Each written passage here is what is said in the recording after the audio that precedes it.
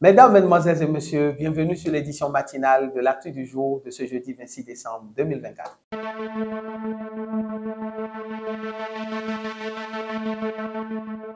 Démarrons par cette offre publique de vente OPV lancée par l'État béninois sur la Banque internationale pour l'industrie et le commerce. Cette OPV vise à céder entre 30,4% et 40% du capital détenu par le Bénin dans la BIC, ce qui équivaut à un volume compris entre 17 558 979 et 23 103 920 actions dont le prix de cession unitaire est fixé à 5 250 francs CFA et le Bénin espère ainsi mobiliser entre 92,2 milliards et 121,3 milliards de francs CFA.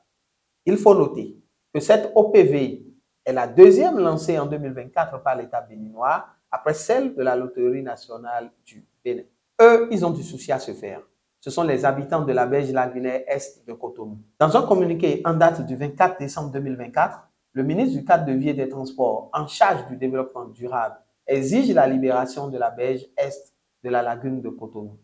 Les quartiers concernés sont Abokikodi, Dedoko, Pampan, Midombo, Adogleta, Khrakome et Akbato. Cette injonction ministérielle intervient dans le cadre de la poursuite des activités de valorisation des berges de la lagune de Cotonou. Pour rappel, la phase 1 des opérations avait débuté en 2022, aboutissant à la libération, l'éclairage et la sécurisation de la berge ouest de Cotonou. Du plaisir à la mort, pourrait-on dire. Selon plusieurs sources rapportées par le web média Le Potentiel, un homme d'environ 45 ans, identifié comme Espoin Grégoire, chauffeur professionnel et conducteur de taxi, a trouvé la mort dans des circonstances troublantes dans un motel à Dobo, dans le département du Koufou. Le drame s'est déroulé aux premières heures de ce mercredi 25 décembre 2024, lors d'une rencontre intime avec une femme revendeuse régulière du marché de Dobo. D'après des témoins qui se sont confiés aux web médias, la femme fréquente ce marché tous les 5 jours pour ses activités commerciales. L'incident a eu lieu vers 1 h du matin et les circonstances exactes, pour le moment, restent floues. En interactualité, rendons-nous au Sénégal, où un sit-in inédit est projeté. Le 31 décembre prochain, un sit-in baptisé Freedom Day réunira des militantes pour dénoncer la culture du viol et réclamer des réformes concrètes en faveur des droits des femmes. L'événement promet de marquer les esprits avec un geste symbolique fort. Les participants sont invités en effet à se présenter nus, une manière radicale de briser les tabous autour des violences sexuelles. Ami Libin Mbengue, militante féministe, a confirmé cette initiative, insistant sur l'urgence de mettre en œuvre le protocole de Maputo qui garantit des droits fondamentaux aux femmes. On veut que le code de la famille change, que le protocole de Maputo soit appliqué et qu'il y ait des mesures concrètes contre le viol et la pédocriminalité au Sénégal, a-t-elle martelé.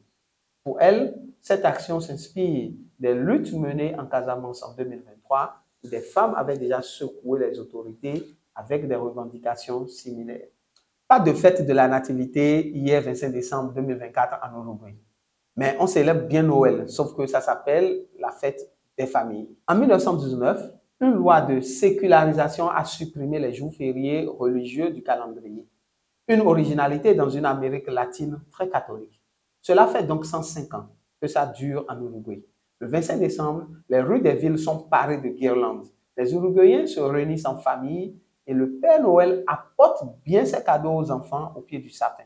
Pourtant, il ne s'agit pas de Noël, en tout cas officiellement, puisqu'il n'apparaît plus dans le calendrier. Pas de crèche dans les espaces publics. À la place ce jour-là, c'est la fête des familles.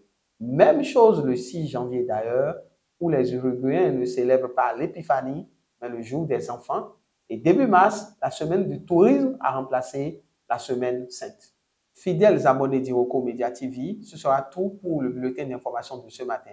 Mais avant, la revue de presse de notre canard maison. Votre quotidien maison, le révélateur du jour, paraissant à Cotonou de Pierre Diedo, a mis en manchette ce matin du jeudi 26 décembre 2024, programme d'assainissement pluvial de Cotonou, réception provisoire des travaux. Santé, don d'ambulance aux formations sanitaires du littoral.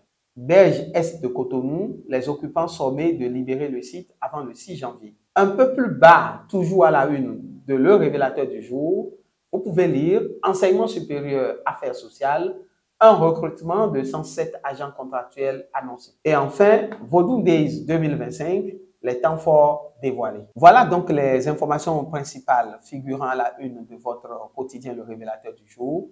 Procurez-vous l'exemplaire car il s'y trouve d'autres informations non moins importantes. Mesdames, Mesdemoiselles et Messieurs, bonne journée.